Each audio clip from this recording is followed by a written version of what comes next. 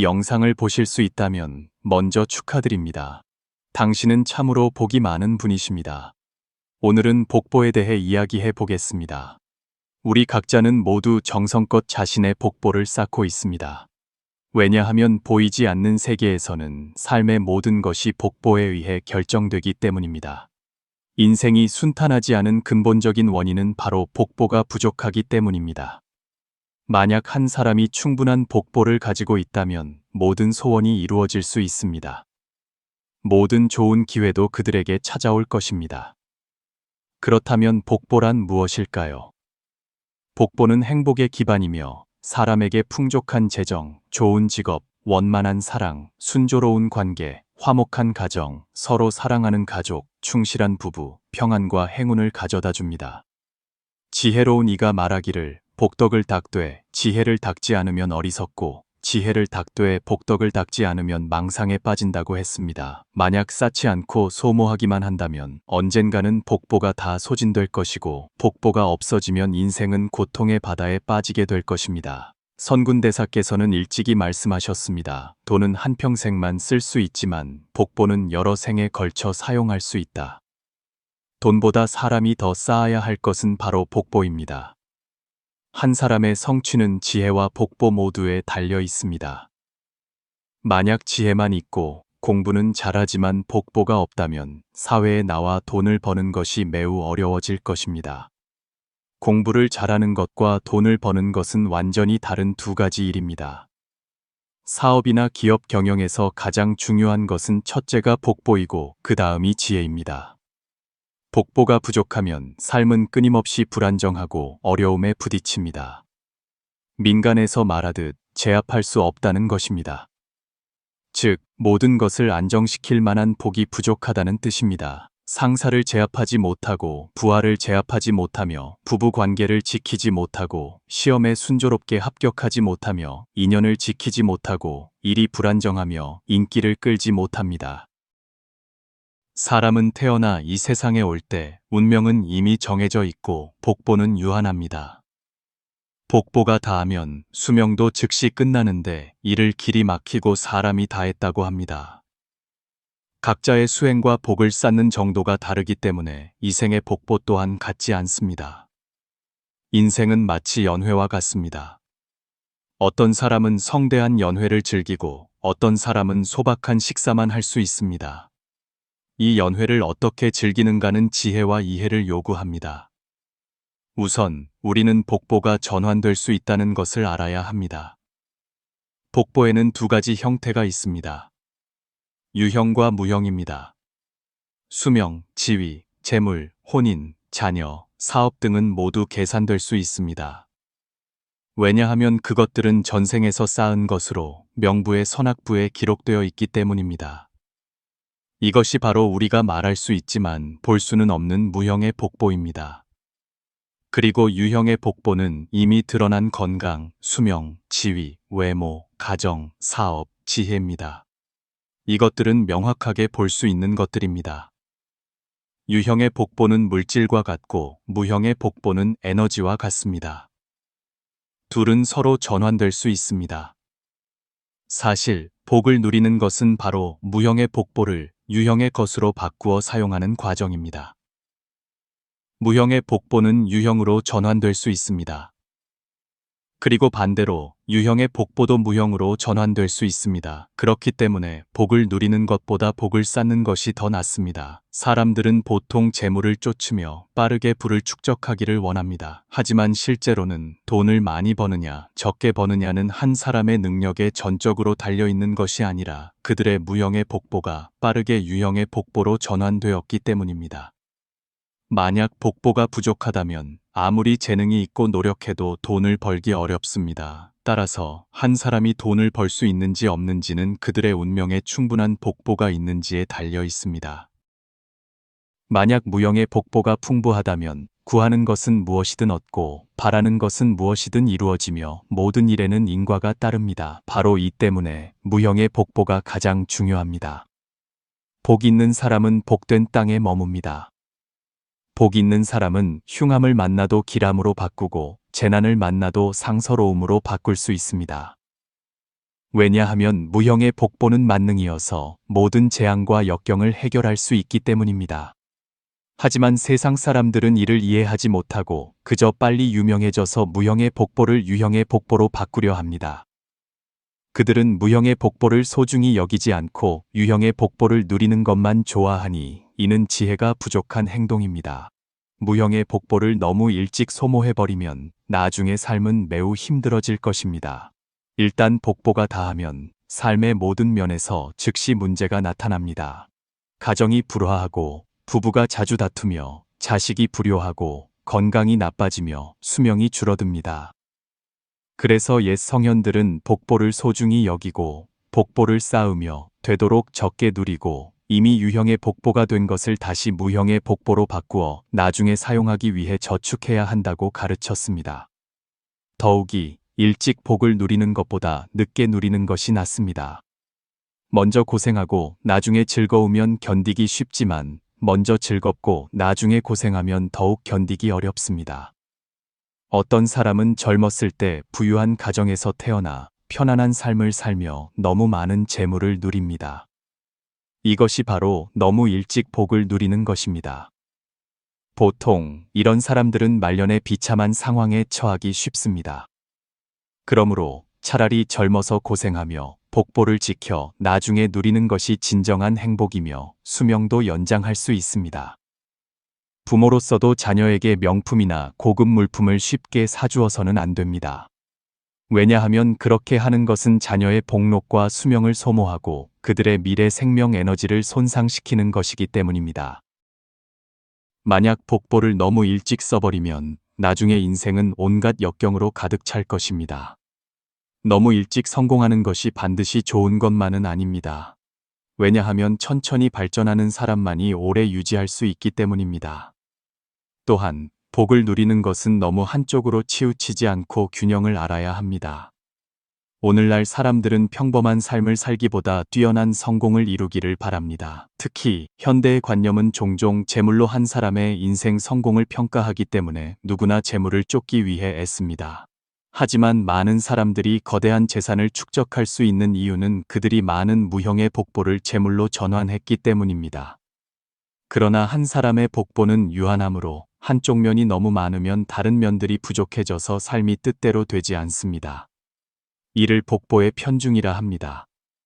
그래서 많은 사람들이 부자가 된 후에 이런저런 문제에 부딪힙니다. 이런 예는 아주 많습니다. 세계 최고의 부자들조차 법의 심판을 받거나 난치병에 걸리거나 가정이 파탄나는 것을 피할 수 없습니다. 이것이 바로 하늘과 땅의 법칙입니다. 복이 너무 왕성하면 반드시 쇠합니다. 많은 사람들이 돈이 있으면 모든 것을 부릴 수 있고 돈으로 모든 일을 해결할 수 있다고 생각합니다.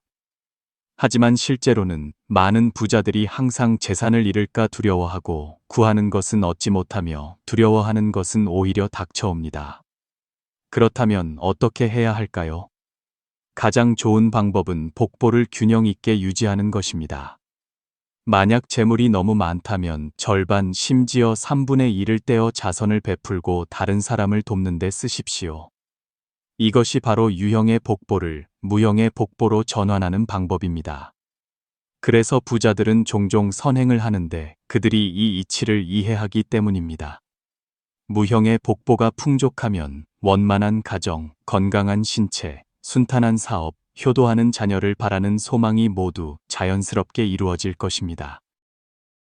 하늘과 땅의 법칙을 이해해야만 사람은 도리에 따라 살며 실수를 저지르지 않을 수 있습니다. 또한 한 가지를 기억해야 합니다. 공로 없이 쉽게 돈을 벌어서는 안 됩니다. 공이 없으면 녹을 누리지 못합니다. 하지만 어떤 사람들은 복권을 사거나 주식을 하거나 부동산 투기를 하거나 다단계에 참여하는 등 빨리 부자가 되기만을 바랍니다. 힘들이지 않고 너무 쉽게 돈을 버는 방법들은 모두 부정한 재물이며 재앙을 숨기고 있습니다. 지혜로운 사람은 그런 뜨거운 돈을 벌지 않고 오직 정직한 노동의 대가로 재물을 구합니다. 심지어 어떤 사람은 많이 일하고 적게 받거나 아예 돈을 받지 않고 공덕만 쌓기도 합니다. 왜냐하면 많이 베풀고 적게 누릴수록 무형의 복보가 더 많이 쌓이기 때문입니다. 한 사람이 복보가 있는지 없는지를 보려면 그가 돈이 많거나 지위가 높은지만 볼 것이 아니라 그의 무형의 복보가 두터운지도 살펴봐야 합니다. 어떤 사람은 큰 사업가나 유명 스타가 되어 복보가 매우 큰 것처럼 보이지만 실제로는 무형의 복보가 오래전에 다 소진되었습니다. 얼마 지나지 않아 그들은 갑자기 사망하거나 큰 변고를 당하는데 이는 그들이 노년에 쓸 복보를 너무 일찍 써버려서 생명 에너지가 다 닳아 없어졌기 때문입니다. 복이 다하면 목숨도 다하는 것입니다. 세상 사람들은 인과의 법칙을 이해하지 못하고 그저 이익을 취하려 하고 노력 없이 빠르고 편하게 돈 벌기만을 바랍니다. 하지만 설령 하늘에서 떡이 떨어져 당신이 줍는다고 해도 그것은 당신의 운명에 있는 복보를 가져가는 것입니다. 당신은 돈이 너무 쉽게 들어온다고 생각해서 서둘러 잡습니다. 많이 잡을수록 위험한 소용돌이에 빠지기 쉽습니다.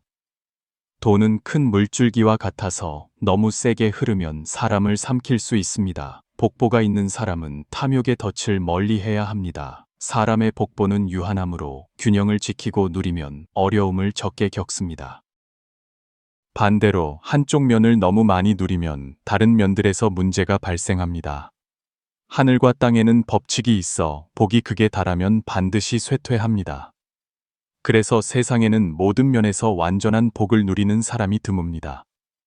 역사상 건륭제만이 스스로 십전노인이라 칭하며 60년간 황제로 군림했습니다. 하지만 조부인 강희제를 넘어서지 않기 위해 그는 자발적으로 아들에게 양위하고 4년을 더 태상왕으로 살았습니다. 그의 복보는 매우 컸고 건강했으며 지혜가 높았고 사업이 원만했으며 나라가 번성했고 가정이 화목했으며 자손이 번창했습니다. 위대한 지혜를 가진 이들은 항상 인생에 부족한 부분이 있어야 한다는 것을 압니다. 그래서 증국본은 자신의 서재 이름을 구결제라고 지었는데 이는 완전함을 구하지 않고 결핍을 구한다는 뜻입니다. 대지혜를 가진 사람은 모든 것이 뜻대로 되기를 바라지 않습니다. 왜냐하면 바람이 있으면 반드시 욕망이 있고 욕망이 많으면 고통도 많기 때문입니다. 욕망이 없는 것이야말로 진정한 행복입니다. 그러므로 구하는 것보다 구하지 않는 것이 낫고 욕망이 없는 것이 행복의 정점입니다. 석가모니 부처님은 복보가 원만하셨지만 여전히 구결을 실천하시어 후세에 귀중한 교훈을 남기셨습니다. 그분은 의식주의 기준을 최소한으로 낮추어 탁발 생활을 하셨습니다. 하루 한 끼 식사하시고 밤에는 나무 아래에서 주무시며 개인 재산을 소유하지 않으셨습니다. 하지만 다른 면에서는 최고의 경지에 이르러 16대국의 국사가 되셨고 지위는 왕들을 넘어섰습니다. 군왕들은 단지 한 지역의 영토만을 다스릴 수 있었지만 부처님의 법을 펴는 사업은 온 세상에 퍼져 3000년 이상 이어졌고 교법은 1만 2000년 동안 존속할 것입니다. 어떤 왕조가 이에 비견될 수 있겠습니까? 그분의 상호 또한 3립 이상 80종으로 완미한 경지에 이르렀습니다. 그분은 자신의 운명을 주재하여 원할 때 언제든 떠나실 수 있었고 필요하다면 수명을 연장하실 수도 있었습니다. 이것이 바로 수명의 원만함입니다. 출가 제자들 중에는 화합하는 승가를 이루어 분쟁이 없었습니다. 반면 세상의 왕조들은 항상 치열한 권력 다툼에 빠져 있었는데 이는 그들에게 인연의 복보가 없었기 때문입니다. 어리석은 자들만이 인생의 모든 것이 원만하기를 바랍니다. 하지만 하늘에 되는 원칙이 있어 이곳이 부족하면 저곳을 채워줍니다. 그래서 이 세상에는 반드시 결함이 있어야 합니다. 중요한 것은 당신이 인생에서 무엇이 부족하기를 선택하는가입니다. 사람에게 가장 두려운 것은 지혜가 부족한 것입니다. 그래서 예로부터 조사 대덕들은 기꺼이 재물이 부족하기를 원했지만 결코 지혜가 부족하게 두지는 않았습니다. 왜냐하면 돈이 많으면 사람의 마음을 어지럽히기 쉽고 탐욕을 키우며 교만을 낳고 심지어 질투와 마업의 장애를 초래하기 때문입니다. 따라서 재물이 적은 것이 반드시 나쁜 것만은 아닙니다. 조사 대덕들은 종종 자신이 받은 공양물을 다시 보시했습니다. 삼보에 공양하는 것입니다. 그것 또한 복보를 쌓는 한 방법입니다. 그들은 항상 겸손을 유지하고 너무 큰 명성을 피하며 모든 면에서 누림을 줄였습니다. 바로 그 때문에 수명이 연장되고 몸이 건강하며 사업이 지속적으로 발전하고 순조로웠습니다. 그들은 정직하게 살고 성심껏 일하며 장괴를 부리지 않았습니다. 천리는 누구도 편애하지 않지만 누구도 지나치지 않습니다. 각자는 신중하게 생각해야 합니다. 당신은 인생에서 가장 중요한 것들을 지키기 위해 무엇이 부족하기를 기꺼이 감수하겠습니까? 복보를 손상시키는 방법에는 두 가지가 있습니다. 하나는 과도한 누림으로 복보를 소모하는 것이고 다른 하나는 업을 지어 복보를 감소시키는 것입니다. 따라서 중요한 것은 업을 짓지 않고 복보를 쌓아서 자신이 추구하는 인생길이 순조로울 수 있도록 하는 것입니다. 만약 복보라는 기반이 없다면 모든 소망과 포부는 현금으로 바꿀 수 없는 수표와 같아서 실현될 수 없습니다. 어떤 사람은 궁금해할 것입니다. 그럼 어떻게 복보를 늘릴 수 있을까요? 다음은 복보를 쌓는 데 도움이 되는 7가지 방법으로 당신의 수행 과정에 도움이 되기를 바랍니다. 첫째, 부모님께 효도하는 것입니다. 모든 선행 중에 효가 으뜸입니다. 따라서 부모님께 효도하는 것이 바로 복덕을 기르는 첫 번째 약입니다. 문창제군은 설날에 효행을 권하는 글을 썼는데 효를 인간 세상에서 가장 큰 복보라 칭하며 그것이 없으면 모든 복덕이 무의미하다고 했습니다. 불교에서도 많은 고승들이 부모님께 효도하는 것의 중요성을 강조했습니다. 스승을 존경하고 도를 중시하는 것을 모든 공덕의 기초로 여겼습니다. 이것만 보아도 효행이 얼마나 중요한지 알 수 있습니다. 둘째, 항상 공경하는 마음을 가지는 것입니다. 보시를 하든 불법을 배우든 모든 공덕은 공경하는 마음에서 비롯됩니다. 1분의 공경심은 1분의 이익을 얻고 10분의 공경심은 10분의 이익을 얻습니다. 사람, 사물, 사건에 대해 모두 공경하는 마음을 가져야 합니다. 좋은 사람, 선한 사람에게는 가까이 다가가 배우면 자연히 이익을 얻습니다. 나쁜 사람, 악한 사람에게는 공경심을 가지되 멀리하고 그들을 제불보살의 화신으로 여겨 자신을 교화하고 악에 물들지 않도록 일깨워주는 존재로 보아야 합니다. 이것이 바로 경이원지, 즉 공경하되 멀리한다는 도리입니다. 일에 대한 공경은 최선을 다해 일하고 온 마음과 힘을 다해 완벽의 경지에 이르러 후회를 남기지 않는 것입니다. 물질에 대한 공경은 소중히 여기고 조심스럽게 보관하며 절약해서 사용하는 것입니다. 물질을 귀하게 여기는 것이 바로 복보를 기르는 것입니다. 셋째, 계를 지켜 사음을 하지 않는 것입니다. 사음은 도업의 가장 큰 장애물입니다. 그것은 복록을 소모하고 가정을 파괴합니다.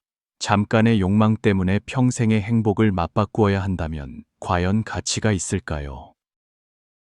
더 심각한 결과인 윤회의 업보, 즉 지옥에서 고통스러운 벌을 받아야 하는 것은 말할 것도 없습니다. 넷째, 근검 절약하는 것입니다. 어떤 사람들은 부유하지만 낭비하고 절약할 줄 몰라서 결국 빈곤에 처하게 됩니다.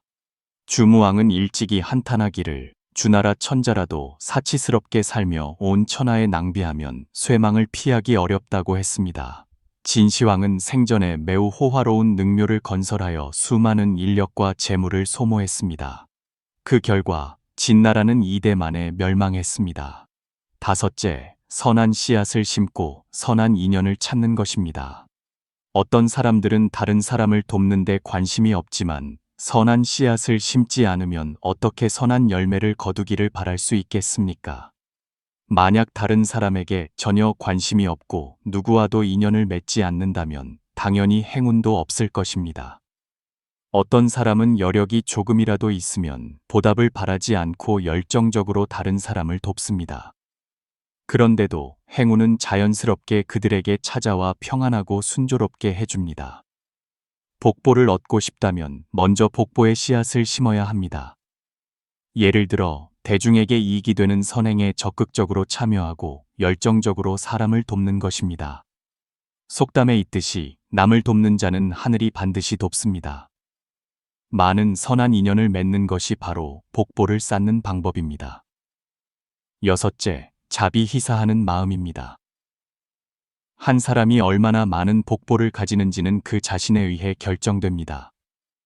아함경에는 본래 요절할 운명이었던 한 사미승이 자비심 한 생각으로 물웅덩이에 갇힌 수많은 개미를 구해주어 수명을 연장하게 되었다는 이야기가 기록되어 있습니다. 한 생각의 선한 마음은 죄업을 소멸시킬 수 있습니다. 한 생각의 자비심은 공덕을 증장시킬 수 있습니다. 어떤 사람은 돈을 주어도 탐하지 않아 복보를 얻습니다. 어떤 사람은 부정한 재물을 탐하지 않아 좋은 인연을 맺습니다. 어떤 사람은 공영에 처한 사람을 구하는 데 전념하여 재앙을 피합니다. 이처럼 자비와 희사를 아는 사람은 복보가 자연히 찾아온다는 것을 알 수 있습니다. 일곱째, 손해를 감수하고 헌신하는 것입니다. 많은 사람들이 자신이 손해볼까 두려워하고 손해보려 하지 않는 것은 마음이 충분히 넓지 않기 때문입니다. 손해를 감수하고 헌신하는 것은 사심없는 베풀미며 진심에서 우러나오는 도덕적 행위이며 보답을 바라지 않는 즐거운 희생입니다. 만약 우리가 항상 당신은 좋은 사람, 나는 나쁜 사람, 당신이 옳고 나는 틀렸으며 당신은 위대하고 나는 작으며 기쁨은 당신의 것이고 고통은 나의 것이며 부유함은 당신이 누리고 가난은 내가 짊어진다는 태도를 유지하고 다른 사람을 존중하며 항상 다른 사람을 위해 생각한다면 반드시 그들로부터 사랑과 존경을 받게 될 것입니다. 이 7가지 복보 증장 방법은 마음만 있으면 할 수 있습니다. 다른 사람의 복보가 자신보다 크다고 부러워할 필요도 없고 그들의 복보가 어디서 왔는지 연구할 필요도 없습니다. 무엇을 거두고 싶은지 생각하기 전에 먼저 자신이 어떻게 심었는지를 생각해야 합니다. 만약 근검, 인연 맺기, 희사, 헌신과 같은 씨앗을 심었다면 자연히 복보라는 열매를 수확하게 될 것입니다. 복보가 부족하면 사람은 업장에 이끌리게 됩니다. 복보는 단지 돈, 집, 좋은 차로만 계산되는 것이 아니라 사실 모든 것이 복보입니다. 심지어 선정도 일종의 복보입니다. 생활 속에서 바둑두기, 서예, 집중력 훈련, 선수행과 같은 것들은 모두 선정을 증장시키는 데 도움이 됩니다.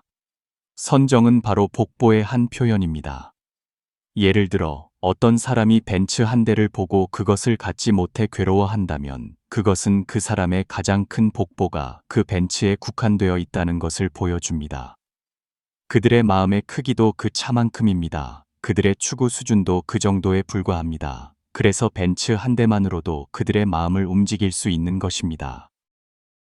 하지만 만약 그들의 복보가 벤츠 한 대의 가치를 훨씬 뛰어넘는다면 그들은 그 차가 별것 아니라고 생각할 것이고 그것은 그들을 동요시킬 수 없습니다.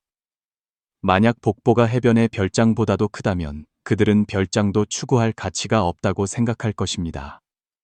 만약 복보가 빌 게이츠보다도 크다면 그들은 심지어 내 모든 재산을 자선에 기부해도 좋다고 말할 수도 있습니다. 수천억 원에 이르러도 그들을 동요시킬 수 없다면 그것은 복보가 수천억 원보다 크다는 의미입니다. 만약 복보가 특정한 사람보다도 크다면 그들은 그 사람을 평범하게 볼 것이고 그들을 동요시키지 않을 것입니다. 왜 그럴까요? 그릇이 크면 복이 크고 복이 크면 그릇도 커지기 때문입니다. 마음이 넓어지고 가슴이 탁 트이면 사람은 즐겁고 긍정적이며 순조롭게 장애 없이 살게 됩니다. 만약 복보가 부족하면서 자신의 마음 그릇이 보살처럼 넓다고 말한다면 그것은 단지 허풍일 뿐입니다. 어떤 사람은 궁금해할 것입니다. 하지만 천마도 복보가 매우 큰데 그들은 온갖 나쁜 짓만 하지 않습니까? 사실 천마의 성은 지혜, 선정도 매우 좋습니다.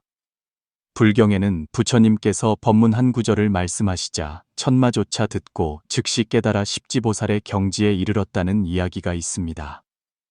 반면 우리는 아무리 많은 법문을 들어도 깨닫지 못합니다.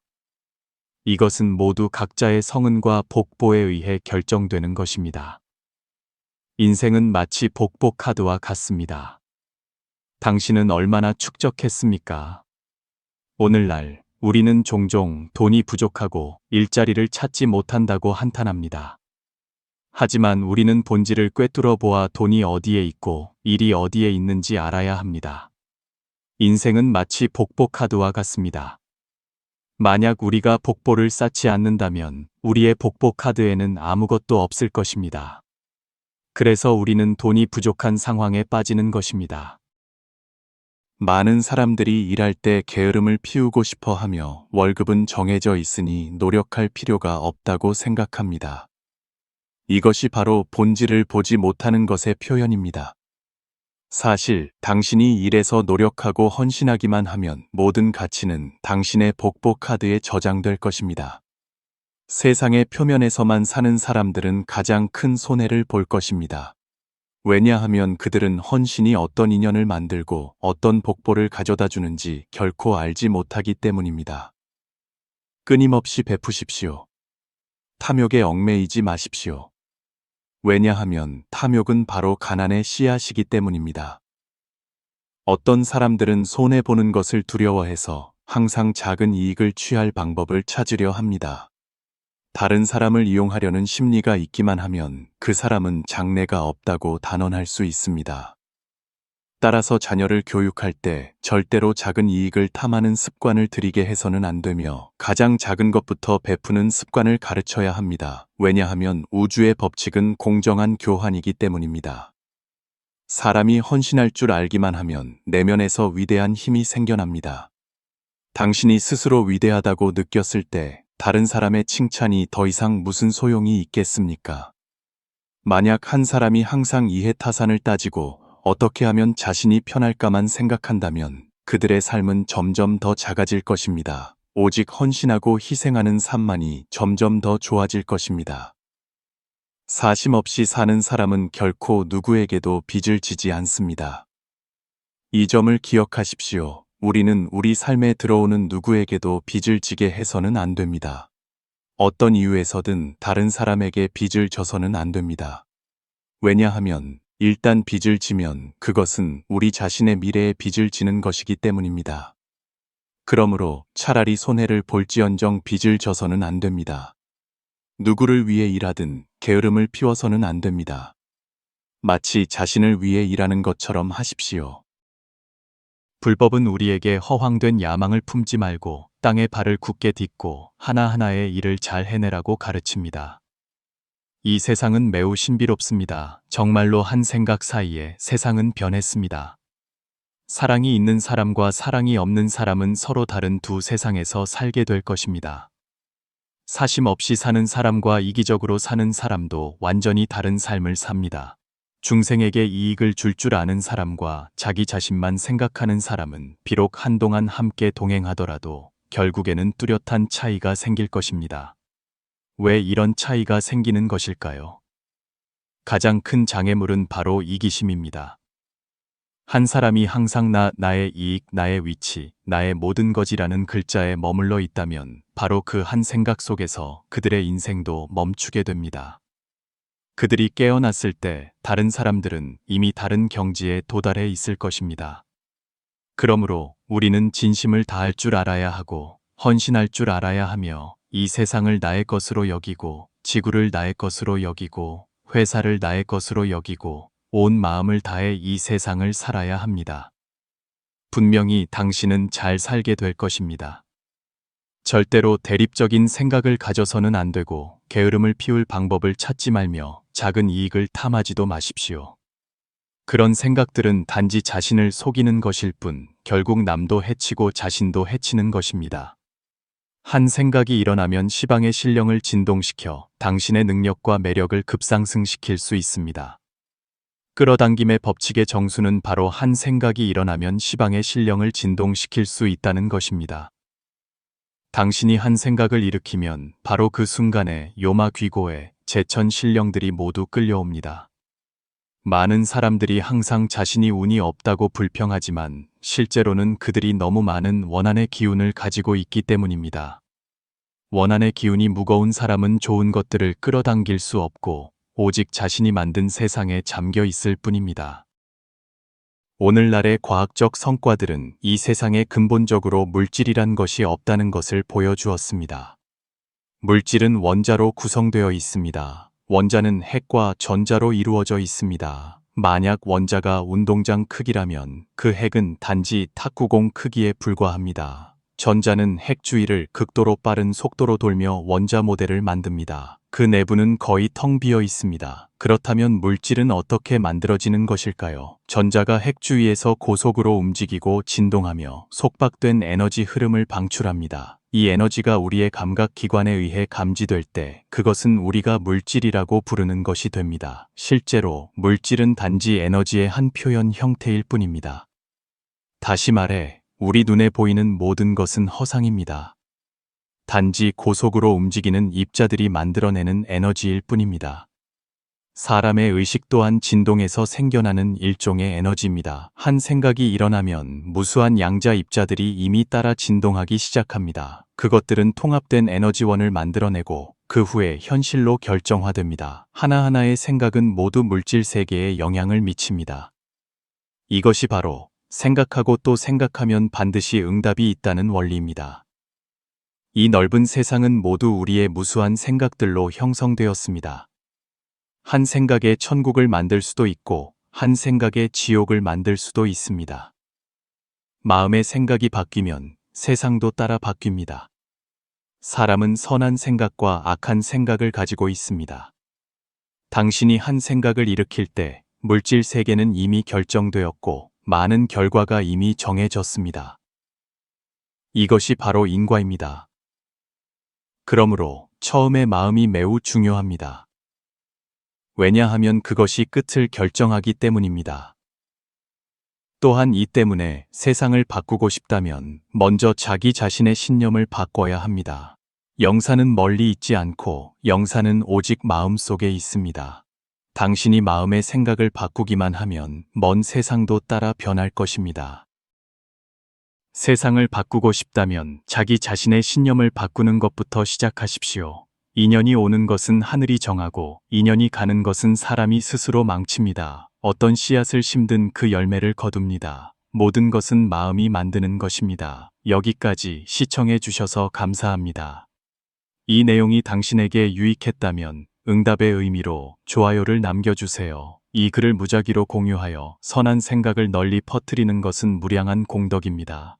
자신을 위해 선한 씨앗을 심으십시오. 그러면 언젠가 당신은 합당한 보답을 받게 될 것입니다.